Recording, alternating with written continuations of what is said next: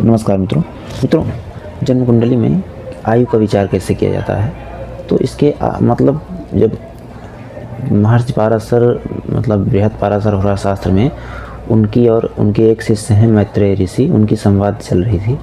तो मैत्रेय ऋषि ने जब पूछा उनसे तो उन्होंने बताया कि सबसे कठिन और सबसे ज़्यादा मतलब कुछ जानना है किसी के विषय में तो उसकी आयु कितनी हो सकती है, ये उसकी कुंडली देखकर अनुमान लगाना लगभग तो मतलब ना के बराबर है।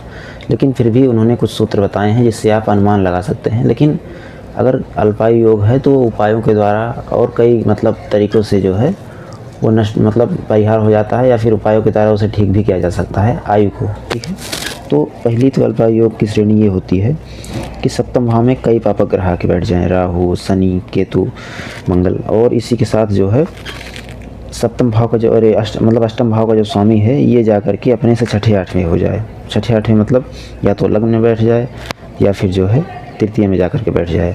अपने भाव से छठे आठवें हो, कई पापक ग्रहों के मध्य हो या पापक ग्रह इसमें आके बैठ जाए अष्टम भाव में, और इसी के साथ लग्नेश जो है ये भी कहीं पीड़ित हो जाए, कहीं मतलब छठे आठवें हो जाए अपने भाव से, या फिर कहीं जा कर के पापक ग्रहों के बीच में हो जाए, लग्न भी पापक ग्रह हो जाए, तब तो मतलब बहुत ज़्यादा चांस है कि अल्पायु योग है। और जितना मैंने बताया इसमें में से अगर कुछ ही योग हैं, पूरा नहीं है, तो उतना आप कम मान सकते हैं और उसी हिसाब से आप अपना मतलब घटा बढ़ा लीजिए।